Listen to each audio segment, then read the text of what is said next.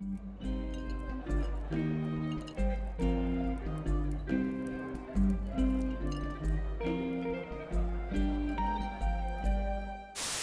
wasn't long ago that Capcom revealed its new plans for the Resident Evil series. In the same day the trailer came out, we were given a playable demo of the new Resident Evil 7. And it was all sorts of unfamiliar. First glaring difference, it was first person. Can this series get any worse? Okay, before you get all angry and start throwing expensive gaming consoles at your computer monitor, hear me out. I don't care for first person games. There, I said it.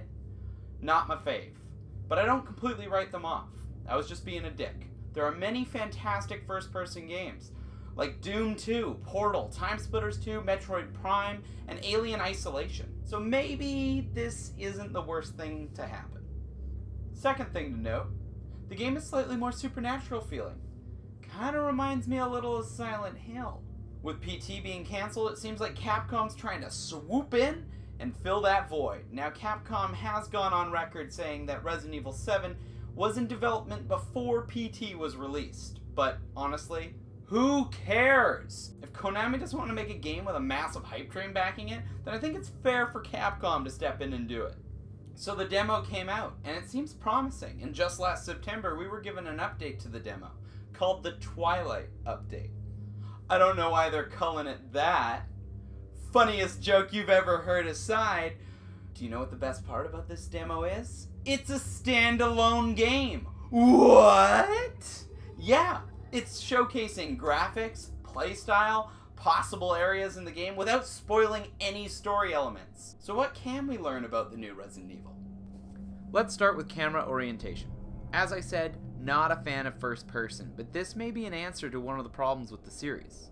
The originals had an incredible atmosphere and created tension with limited visibility and sound, as well as limited control.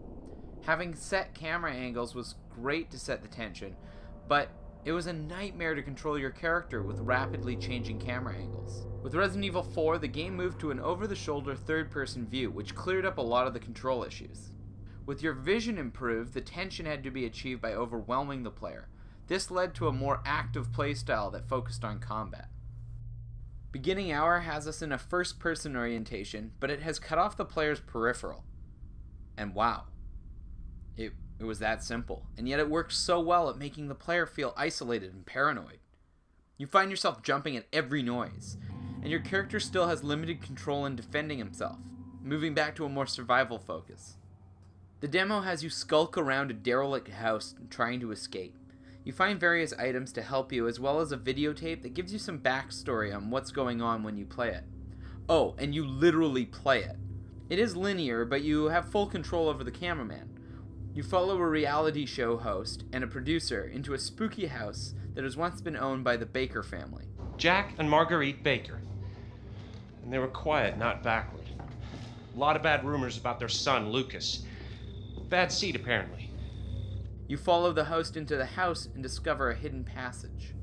What is most important about the playable found footage is that it allows a bit of timeline manipulation. For example, there's a lockpick that can be found in this footage. And if you use it to unlock the kitchen drawer, then the same drawer will be unlocked in the present. Two of my favorite horror games are Siren and its sequel/remake, Siren Blood Curse. Both the games use timeline manipulation. The former involves replaying levels multiple different ways in order to progress in other stages, and the latter tries to streamline it into episodic events, but it creates a very convoluted story.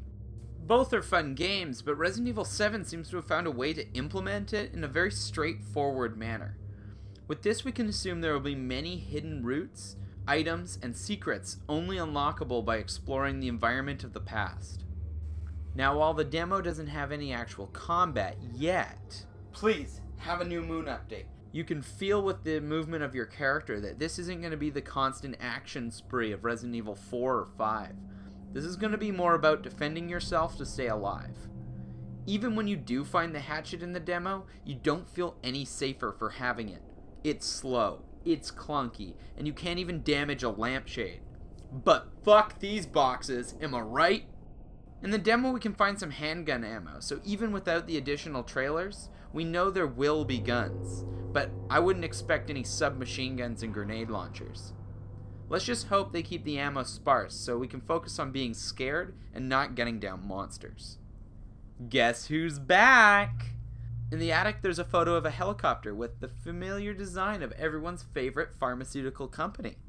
From this, I assume that either Umbrella is in cahoots with the Bakers, or is using the Bakers family as a guinea pig for their new T-Virus or G-Virus, Los Plagos, Progenitor Virus, Papyrus, Cyrus... Can you dig it? Or whatever chemical is making them into horror movie monsters.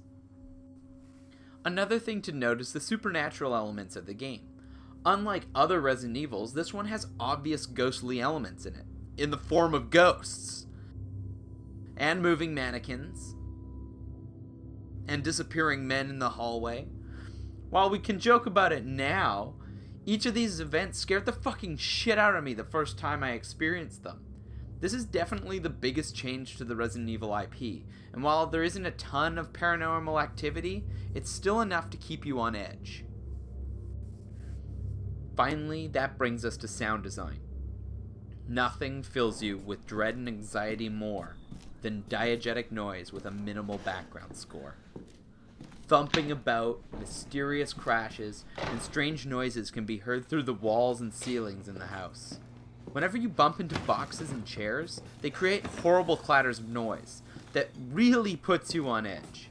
This leads right back to what I loved about the original games, and I've been impressed with how well it works in this demo. Outside of the demo, Capcom has been dropping little teasers from week to week, shedding a little bit of light on what we can expect from this new game. For example, typewriters are a thing of the past, but we haven't updated too far, so we got cassette tapes for saving our game now. Stay tuned for Resident Evil 14 for a blast of futuristic technology, as we will be saving on floppy disks. Green herbs are making a comeback, but we knew green herbs weren't going anywhere. Right, Capcom? We also learned Madman Jack Baker doesn't like dying and is seemingly immortal, similar to another friendly Resident Evil character. So let's recap what we know about Resident Evil 7 from this demo and some teasers. First-person shooter, but tastefully done. Timeline manipulation. Events fall under my umbrella. Ella, Combat is on the back burner, but there will be some guns. It sounds good. Immortal enemy and ghosts. Oh, look, it's a mashup of all my favorite horror games. Don't fuck it up, Capcom.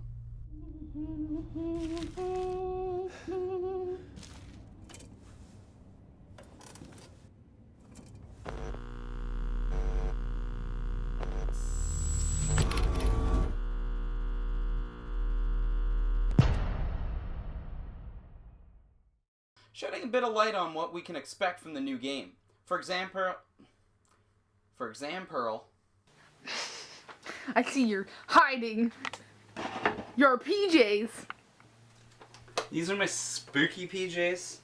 Oh, They're because for spooky stuff. marvelous, so spooky.